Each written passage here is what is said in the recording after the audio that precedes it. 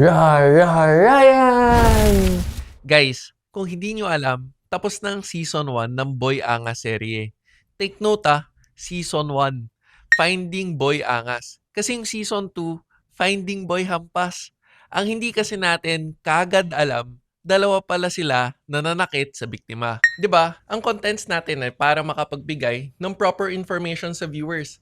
Minsan, to promote critical thinking. Kaya don't forget to like the video and subscribe if you support my advocacy. By the way, may Real Ryan merch na rin tayo tulad nito. Andito lang yung link sa video. At sa episode na to, kukumpletuhin natin as much as possible ang detalye. Kumbaga, Season 1 recap.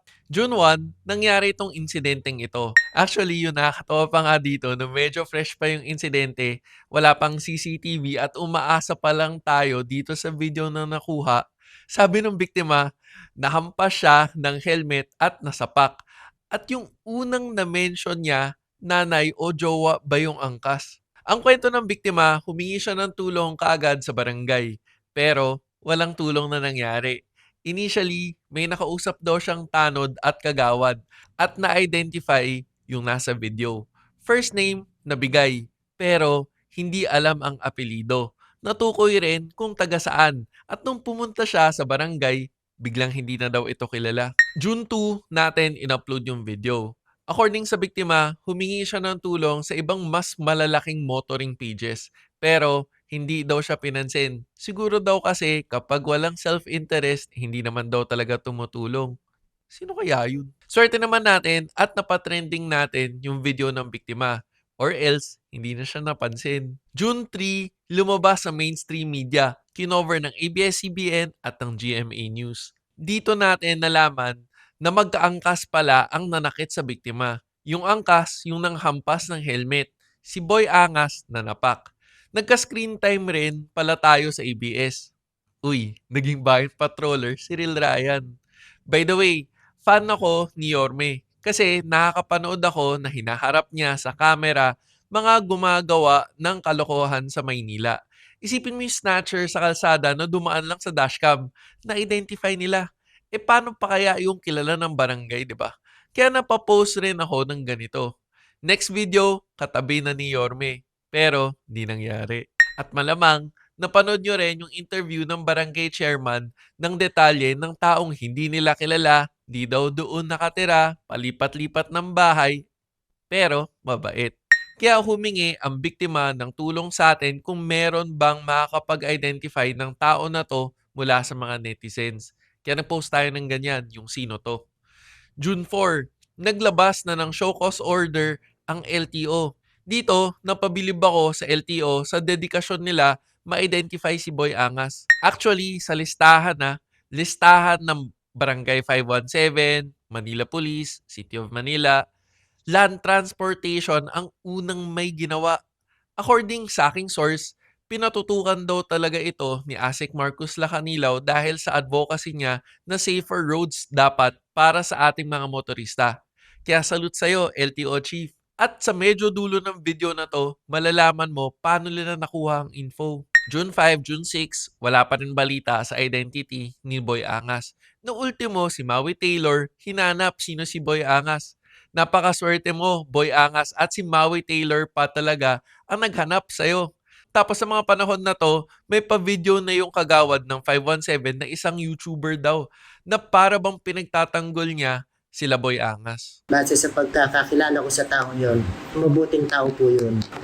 Kaya ko po nasabi yon kasi mas kilala ko po yung tao na yan kesa sa inyo, kesa sa mga nambabash. Ang nakita nyo lang po kasi yung video ng pananakit. Pero hindi nyo po nakita at nakilala yung tao sa pagiging mabuti. Kung ako man yung nanantok na yan, hindi na po ako susuko Kasi nahusgahan na po ako. Itong video na to, deleted na to sa channel niya. Buti na lang at may kopya tayo ng video niya bilang reference video.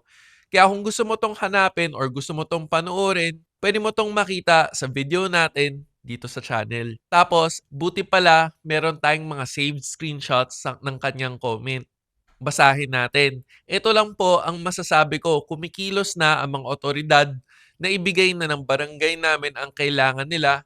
Linawin ko po, Nakikipagkooperasyon ang barangay namin taliwas sa sinasabi nila na hindi daw kami cooperative, lalo na yung vlogger na yun.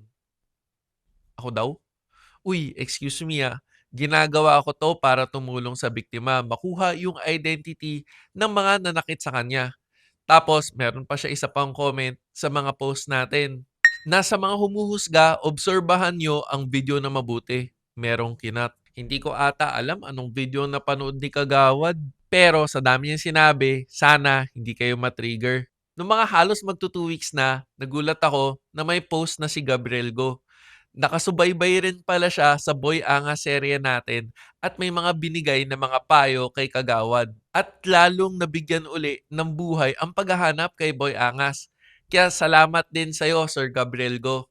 Sa mga panahon na to, meron rin post ang PNP na may update na rin regarding sa Sampaloc Road Rage Incident after a swift, thorough MPD investigation. Basahin natin tong statement ng PNP. Immediately after video circulated online, MPD operatives launched on-site validation, coordinated with barangay officials, and conducted systematic review of CCTV footage across the area. These efforts led to the positive identification of the rider suspect and the filing of the appropriate complaint on June 9. Eto na. Take note ha, the identity of the second suspect still actively ongoing. Hindi pa rin nila kilala. At buti pa tong mga pulis, hinihikayat tayo. Di tulad nung isang kagawad dyan na para bang ayaw niyang gawin natin tong topic na to. NCRPO Regional Director, Police Major General Anthony Aberin underscored that the case demonstrates the police force's commitment to act decisively on incidents brought to public attention. 'Di ba? Brought by natin, public attention. Ito, opinion ko lang personally, hindi ko ramdam ang swift at thorough. Kasi 1 week nang nakalipas, si Boy Angas pa rin ang na-identify nila na nagawa ng LTO 1 day lang after. Sila, 9 days after pa. At hindi pa rin identified yung angkas na nakahampas ng helmet. At June 16, lumabas na rin sa Raffy Tulfo in action.